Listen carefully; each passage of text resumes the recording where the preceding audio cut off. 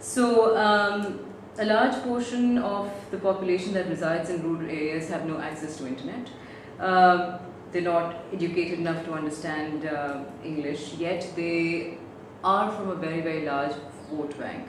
How do you plan to approach them in villages? We have to approach them in several ways. Of course, they are not literate and they don't have access to the internet, and certainly that's not the way we have to get to them. Our strategy calls for working along two tracks. One of these is to use our volunteers, and these are people who are now already located all over the country, even in remote, relatively remote villages, where they do have access. These people, because they're literate people, they do have access to the net.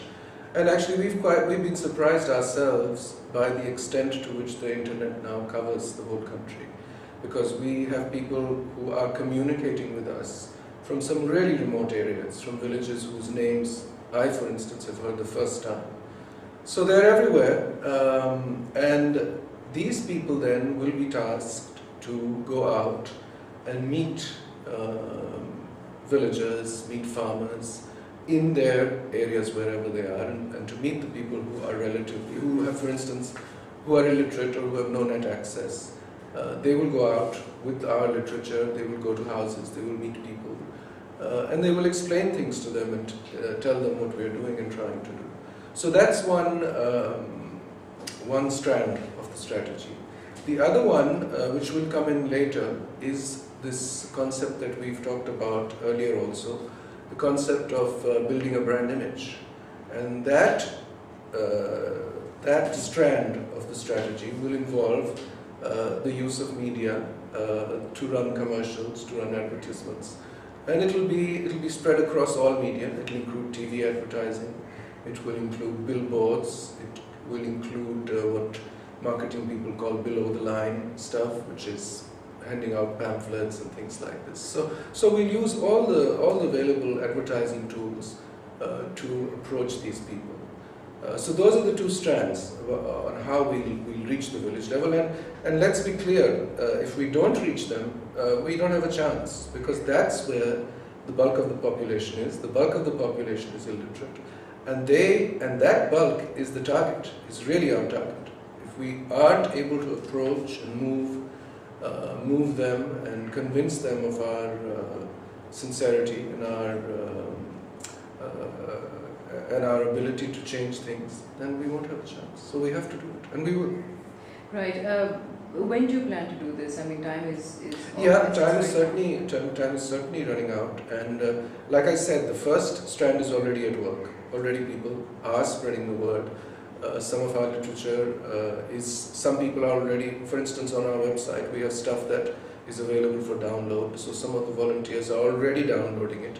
But again, that's not enough. We have to send out literature, printed literature, to all these volunteers all across the country, and we're just starting to do that.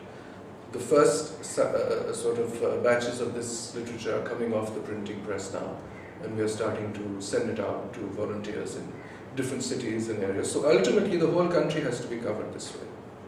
Mainstream parties have agents and representatives in each village and locality. These representatives are there in the polling booths and during election time as well, to ensure that people have come and voted and things. And if you don't have this sort of presence, people who are there to facilitate the community at that level, how are you planning to make your presence felt in the next election? How are you going to do it? Yeah, well, we do have people. At present, they're not enough, but that's what our volunteers are supposed to do. I mean, they're supposed to spread the word. They are also, because they're literate people. You see, the problem, as I understand it, is that a lot of illiterate people are not able to present their case to the police or to other government agencies who are concerned with their affairs. Many times, for instance, if there is a dispute or a problem, someone has to put in a written application to the police, for instance. Now, so this is basically the role of of one of our volunteers, for instance, because they're literate. By definition, they're literate. Otherwise, they wouldn't be in touch with us. They couldn't be, because we're getting to them through a medium which requires literacy. Now, they will be tasked to do this sort of thing, because there are people in the area. So they will be doing these things. They will be helping out people. And right now, that organization is being put into place. There aren't enough of them, but hopefully they will grow, and everywhere eventually we should have someone doing the sort of thing that other parties are doing. It has to be done eventually. Okay. Right. Now, Pakistan, particularly Punjab, is ruled by non-Pakistani, non-Punjabis. They occupy all the top major sort of positions in bureaucracy, armed forces, etc. And they have almost have full control over the public at large. Now, you have Arab background and you live on foreign land. You're not conversant with the politics of this land. Do you have any feasible plan to break the status quo for a positive change or revolution? Well, let me just say that I'm not of Arab background at all. I'm of this land, and my ancestors have been here.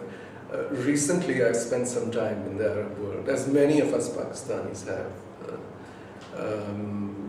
And while I was there, I've acquired I've learned the Arabic language, but that's the extent of my sort of association with Arab lands.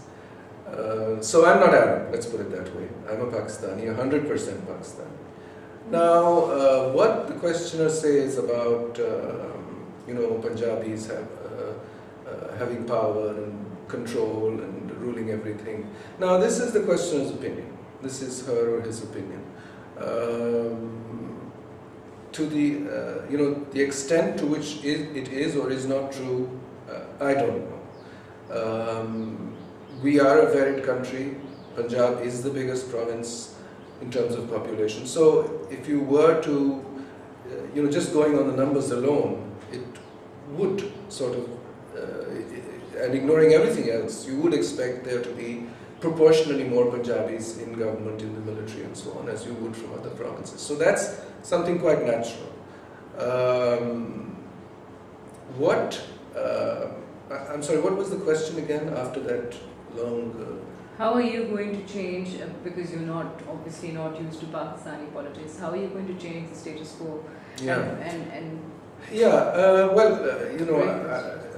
Thank God I'm not used to Pakistani politics, because we really need to change it. It's not the right way to do politics, and that's what our party is all about. Having said that, I think we have all the tools that we need to change it. We've done our homework, we've talked about our strategy, our policies are clear to everyone, the timing is just right, people have tried everything, they are fed up. All the parties, all of them so far, have failed in delivering Pakistan. As time is going by and these people rule us, things are just getting worse. So, we have the answers, and now we just have to go out and convince people that we have the answers. The issue is not whether we know how to change things. The issue is how do you launch a campaign or mount a campaign that will convince the common man that we can do the job. And that's what we're doing. That's what all of us are now spending our time in, developing this campaign and pushing it out.